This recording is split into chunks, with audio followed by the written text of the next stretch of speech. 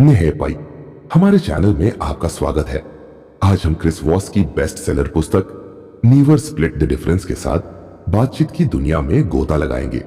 यदि आपने कभी सोचा है कि प्रोफेशनल की तरह कैसे बातचीत करें, तो यह पुस्तक एक पूर्व एफबीआई होस्टेज नेगोशिएटर से शक्तिशाली तकनीकें प्रदान करती है।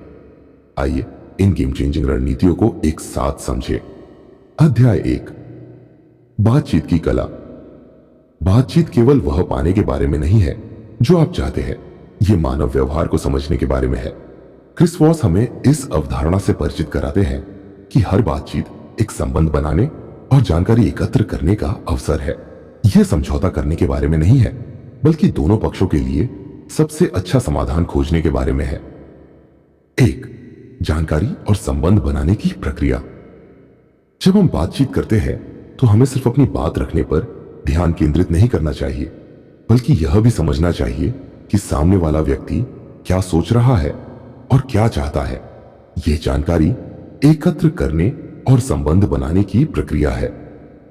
2, सक्रिय सुनना और प्रतिक्रियाशील बातचीत। सक्रिय सुनना एक महत्वपूर्ण कौशल है।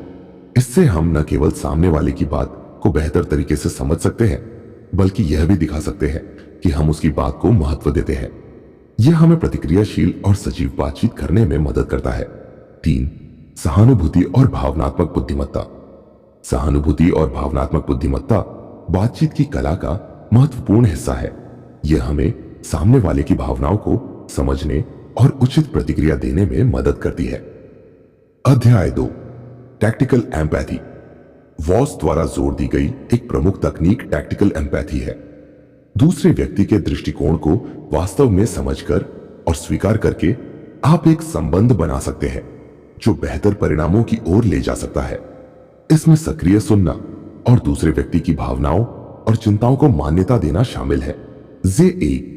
परिप्रेक्ष्य को समझना टैक्टिकल एम्पैथी का पहला कदम है। दूसरे व्यक्ति के दृष्टिकोण को समझना यह केवल उनकी बात सुनने और समझने के बारे में नहीं है, बल्कि उनकी भावनाओं और इच्छाओं को सही मायने में महसूस करने के बारे में भी है। 2, भावनाओं को मान्यता देना। दूसरे व्यक्ति की भावनाओं को मान्यता देना उन्हें यह महसूस कराने का तरीका है कि वे सुने और समझे जा रहे हैं। यह संबंध बनाने और विश्वास कायम करने में मदद करता है। 3, सहानुभूति को कार्रवाई में लाना। टैक्टिकल एम्पैथी को कार्रवाई में लाना महत्वपूर्ण है। यह केवल सुनने तक सीमित नहीं है, बल्कि इसे अपने शब्दों और कार्यों में लाना भी महत्वपूर्ण है। इससे न केवल बातचीत का स्तर बढ़ता है, बल्कि बेहतर परिणामों की दिशा में भी कदम बढ़ता है। अध्याय 3, मिररिंग तकनीक। मिररिंग एक सरल लेकिन शक्तिशाली उपकरण है। दूसरे व्यक्ति द्वारा कहे गए आखिरी कुछ शब्दों को हल्के से दोहराने से आप उन्हें विस्तार से बताने और समझने का मौका देते हैं। यह तकनीक संबंध बनाने में मदद करती है और मूल्यवान जानकारी प्रकट कर सकती है।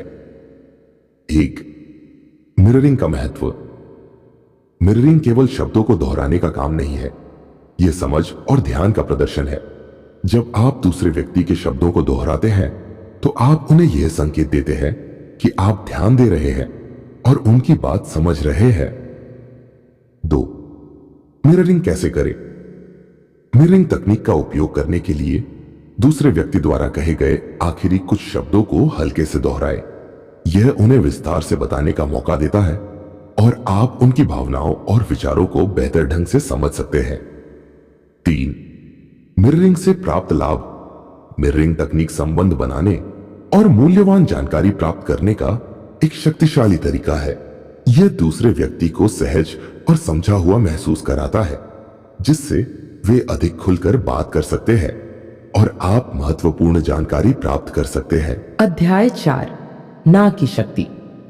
लोकप्रिय धारणा के विपरीत ना कोई अंत नहीं है। वॉस हमें सिखाते हैं कि ना एक उत्पादक बातचीत की शुरुआत हो सकती है। यह स्पष्टता प्रदान करता है, सीमाएं निर्धारित करता है और आपको दूसरे व्यक्ति की आवश्यकताओं को स्पष्ट रूप से समझने की अनुमति देता है। 1, ना का महत्व। ना कहने से आप अपनी सीमाओं को निर्धारित कर सकते हैं और सामने वाले को आपकी आवश्यकताओं का सम्मान करने के लिए प्रेरित कर सकते हैं। यह स्पष्टता प्रदान करता है। और बातचीत में पारदर्शिता लाता है। तो ना को सकारात्मक रूप में उपयोग करना, ना को एक सकारात्मक रूप में उपयोग करने के लिए आपको इसे एक अवसर के रूप में देखना चाहिए।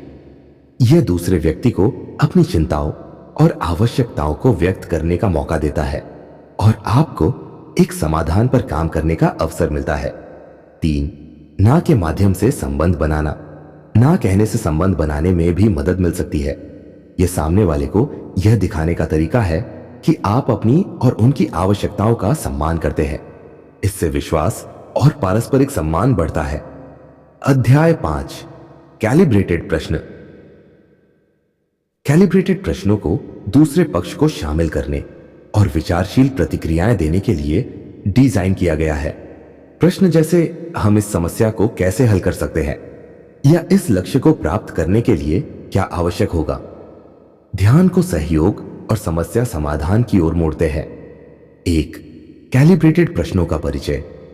कैलिब्रेटेड प्रश्नों का उपयोग एक वार्तालाप को गहराई से समझने और समाधान की दिशा में ले जाने का एक तरीका है।